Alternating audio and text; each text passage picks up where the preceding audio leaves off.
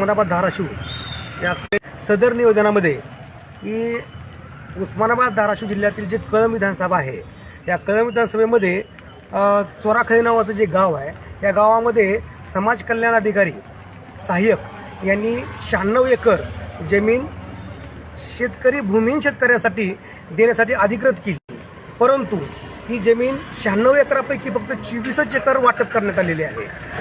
2018 पासूनचा हा प्रश्न प्रलंबित आहे।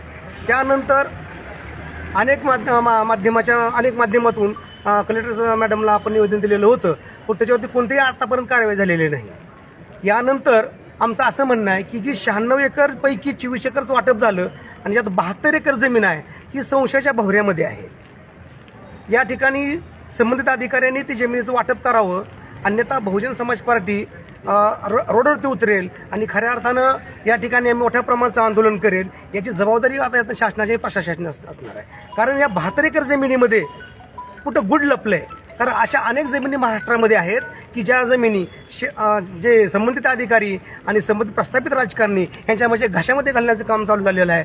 हे काम फक्त थांबवण्यासाठी बहुजन समाज पार्टी या प्रकारचं आंदोलन घेत आहे। ते कधीपासून तुम्ही निवेदन कधी दिलं होतं? साहेब 2018ला पण निवेदन दिलेलं आहे। त्यानंतर 2000 पाठीमागच्या 25 मध्ये म्हणजे 2000 जे 15 दिवसापूर्वी पण निवेदन दिलेलं आहे। आता लास्टचं आम्ही निवेदन देऊन यानंतरची आमची प्रोसेस ही खऱ्या अर्थानं मग उपोषण असेल, अनेक मार्गाचं आंदोलन आहे। त्या ठिकाणी आम्ही मुंडन करून सुद्धा या ठिकाणी आम्ही कलेक्टर मॅडमच्या समोर आम्ही आंदोलनाला बसणार आहे। मागासवर्गीय आयोगाचे अध्यक्ष यांनी पण त्या संबंधित अधिकाऱ्यांना तसे निर्देश दिले होते, ते काय कारवाई झाली नाही का? सर त्या कारवाईचा आम्हाला तर काय आणखीन पोच दिलेली नाही किंवा आम्हाला तर कारवाईचं आम्हाला माहीत झालेलं नाही। यामुळे तर आम्ही आता आंदोलनाच्या पवित्र्यामध्ये उतरलेलो आहेत।